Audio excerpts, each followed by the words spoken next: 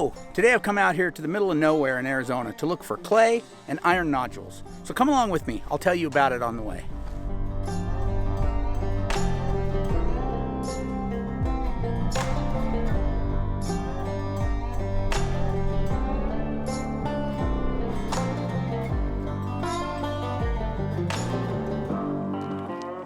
So years ago, I think 2014 or 2015, my son had a deer hunt up in this area.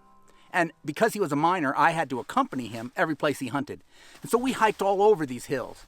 And when we were up here, we found all kinds of interesting clays and minerals. And so it was an area I've always wanted to come back and explore when I had more time, and I've just never gotten around to it. So I thought with the nice spring weather we're having now, it'd be a good time to come up here and look for those. So specifically, there's a clay, a really nice, smooth, buttery clay that I found that I took home, and when I fired it, it just blew itself to smithereens. So probably needs more temper. So I'm looking for that. And then over this hill a ways, there were some iron nodules, you know, like bog iron type things, where there's a little nodule of iron set in like sandstone. And so those might make good paint. So I'm hoping to find both of those. I don't have an exact location on the iron nodules, just a general idea in my head. But for the clay, I took a picture of that clay when I dug it. Here it is. And so as I've said in previous videos, if you take a picture of your clay source when you dig it, then your phone will automatically record the GPS coordinates of that location. So I have this picture I took with my phone. I have the GPS coordinates. So now I'm going to try to track it down using the compass on my phone. I've never done it this way before, but it should be fun to see if I can do it.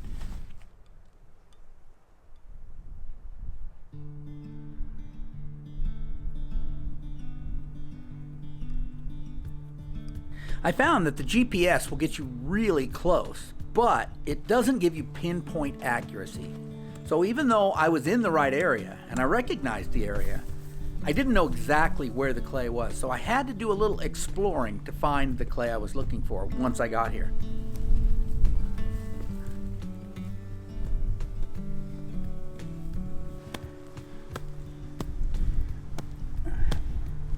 Well, it's rained a lot this winter, so the ground is wet, and that makes it real easy to identify. It's sticky and very clay-like. If I was up here in the middle of summer, it would be a little harder to recognize good clay.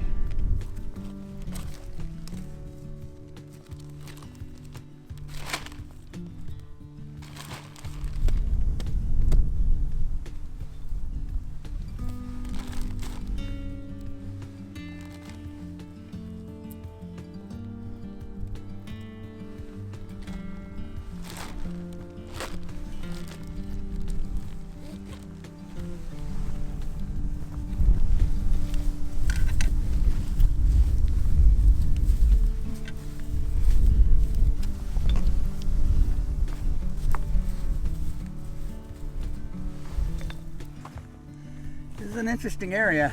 Look what I'm finding up here. It's like, I don't know, jasper or agate, some kind of, semi-precious stone. I'm not a geologist, but it's really pretty. And it's all over up here in the same area where the clay's at. Isn't that something? Really pretty. I don't think it's nappable. It's the kind of stone you could nap, but it seems really fractured. It wouldn't probably be good quality for making arrowheads out of, but it is pretty stuff. Might be good cut and polished.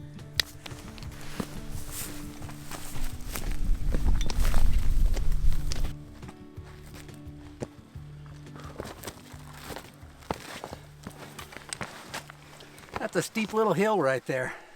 I think I've gotten in my exercise for the day. Now I'm going to leave my clay right here on the side of the road while I head on up and look for those iron nodules, because I've still got some hiking ahead of me and I don't want to have to carry that all the way up there and back, because I'm coming right back by here on the way back to my truck. I just hope that some other potter doesn't come along and take my clay while I'm up the hill.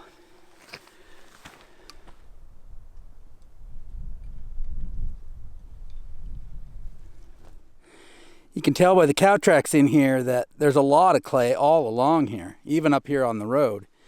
It might not be as pure or as red as down where I collected it, but you could sure save yourself a little hiking by collecting here on the road.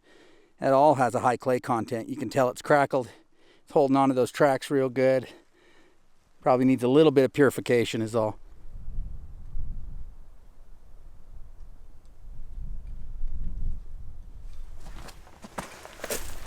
This is interesting stuff. I don't think it's clay. It doesn't have the texture for it, but it is interesting. White, soft mineral in layers. If it was closer to the road, I'd take some home and experiment with it, but it's pretty dang remote. So I think I'll just leave it here, although I have no idea what that is.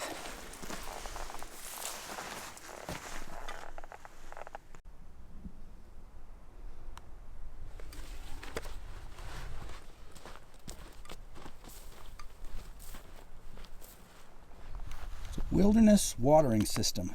So they've got these drinkers set up all over these hills for cows and wildlife, and then you've got this pipeline that literally runs all over these hills, bringing water to these drinkers. Pretty amazing. I don't know where it's coming from, if it's coming from a pump or a spring, but they've got miles of this plastic pipe up in here.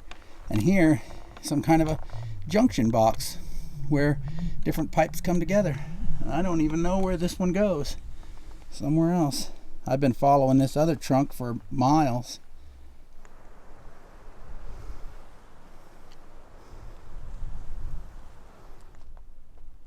So now it looks like we've come into some different geology. We're in an area of sandstone. You can see this sandstone beneath my feet here.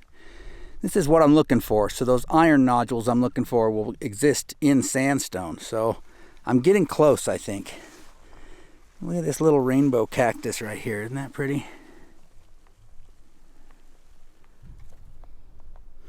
And here's a drinker that not only doesn't have water in it, doesn't have the pipe hooked up to it, doesn't look like it's ever had water in it.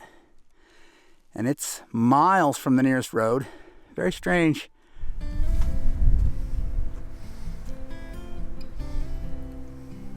And here is a much older watering tank, obviously all rusted out. But the pipeline still carries on past it.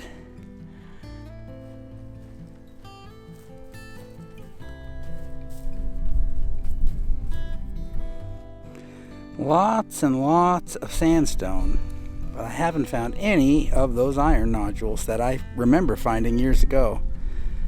I don't know.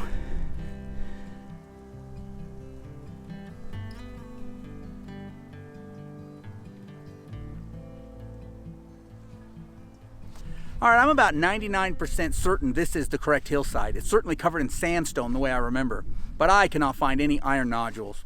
Chances are it's one specific spot on this hillside that is, a half a mile long and 200 yards wide. So it's a big area.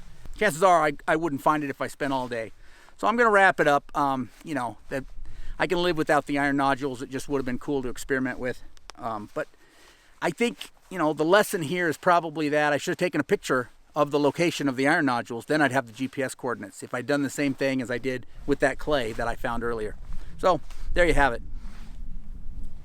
Hey, Andy from the future here. I just wanted to catch up with you and tell you my mistake. So once I got home, I went back and looked at those old pictures that I'd taken years ago when I was out there. Now, as I said, I didn't have specifically pictures of where I collected the iron nodules, but I did have some other pictures that were taken nearby, what I felt was either the same ridge or very close to the same ridge where the iron nodules were found. And when I checked the GPS coordinates for those locations, I realized that I probably hadn't hiked far enough. The ridge I was looking for was about another half a mile farther in than I was. And so that explains why I wasn't finding any iron nodules. So the next time I go out there, I need to hike a little more, go a little farther, and maybe find those nodules. But I did hike over 7 miles that day. So next time I'm going to have to do 8 miles, another half mile in and of course a half mile out. Now, one more thing before I go.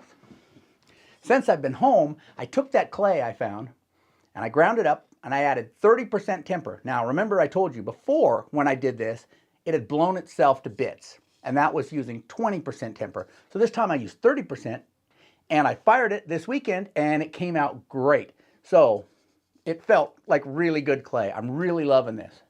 So I still have some more because I collected a whole gallon bag, and I'll do some more test pots with it, and we'll see how it comes out. But if it is half as good as I think it is, as it feels, then I'm definitely going to be going back before long to get myself a big bucket or 2 of this material. So stay tuned for that.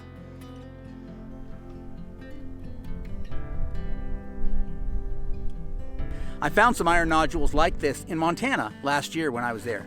So if you want to see that video where I actually find iron nodules, I'll link that up right over here. Thanks for watching today. I'll catch you next time.